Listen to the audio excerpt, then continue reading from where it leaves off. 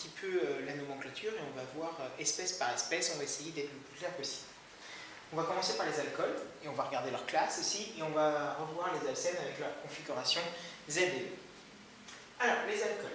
Donc, ici, on a donc 1 et 2 carbones. Vous avez une fonction alcool ici au H, donc on numérote pour que la fonction, toujours pareil, ait le plus petit numéro. Donc on numérote carbone 1 et carbone 2. Voilà. Celui-ci, 1, 2, 3 carbones. Donc la fonction H est au milieu, donc on peut, dans ce cas-là, numéroter de gauche à droite ou de droite à gauche, peu importe. Donc 1, 2, 3. Celui-ci, combien vous êtes de carbone? 1, 2, 3, 4. Et on pourrait prendre aussi 1, 2, 3 et 4.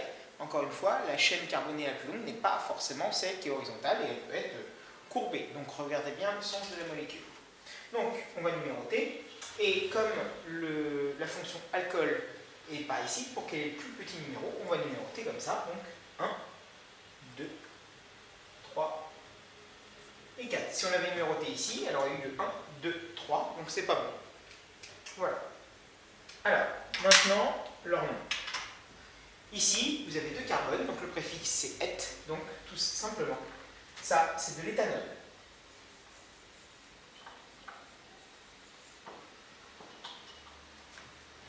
Voilà. L'éthanol n'a que 2 carbones, il est en bout de chaîne, donc pas besoin de mettre de numéro ici. Là, vous avez 3 carbones, donc c'est le préfixe propre.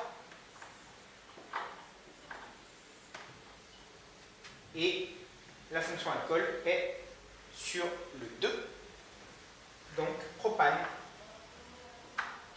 2 ol.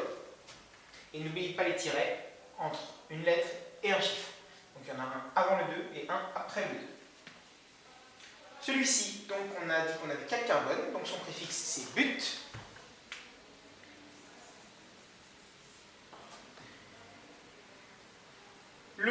La fonction alcool est sur le carbone 2, donc on va mettre 1, 2. D'ailleurs, hop. Butane, tiret 2, tiret ol. Et vous avez une ramification, vous avez un méthyle sur le carbone 2. Donc on va mettre 2 tiret méthyle.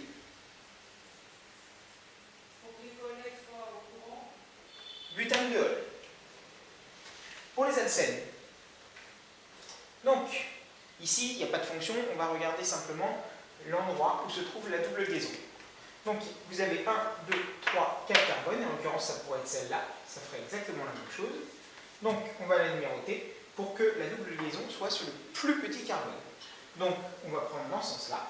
1, 2, 3 et 4. C'est plus simple. Donc, là, en l'occurrence, on va mettre le préfixe N pour que ce soit sur la double liaison. Donc, c'est du but parce que vous avez 4 carbones. Et la double liaison est sur le carbone 2, donc ce sera du but N. Et là, contrairement aux alcools, on met la terminaison ane à chaque fois. Là, en l'occurrence, pour les alcènes, on ne la met pas. On met juste le préfixe. Et vous avez un méthyle, à ne pas oublier, qui est sur le carbone 2. Donc ce sera du 2-méthyle. Et tout attaché. But de N. Là, en l'occurrence, on ne peut pas dire si c'est du Z ou du E. Pourquoi? Parce que vous avez 2 CH3 sur ce carbone, donc il n'y a pas d'isomérie Z2E. Sur celui-ci, par contre, on peut. On va numéroter la chaîne carbonée la plus longue. Donc, pour que la double liaison pareil ait le plus petit numéro, on va numéroter de gauche à droite. 1, 2, 3, 4, 5. Donc elle est portée sur le 2. Si on avait numéroté dans le sens inverse, ça aurait fait 1, 2, 3, 4. Donc elle aurait été portée par le 3. Et là, ça n'aurait pas été. Donc, elle est sur le carbone 2, c'est bien numéroté. Donc on a 1, 2, 3, 4, 5 carbones. Donc ce sera du pente.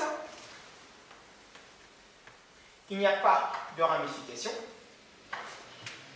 Donc c'est du pente. La double liaison est sur le deuxième carbone. Donc ce sera du pente 2 Et en l'occurrence, les hydrogènes sont du même côté de la double liaison. Donc, c'est l'isomère Z-2-L. Si on avait eu une inversion entre ces deux-là ou une inversion entre ces deux-là, les H auraient été d'un côté chacun de l'axe de symétrie, donc on aurait eu l'isomère E. Voilà.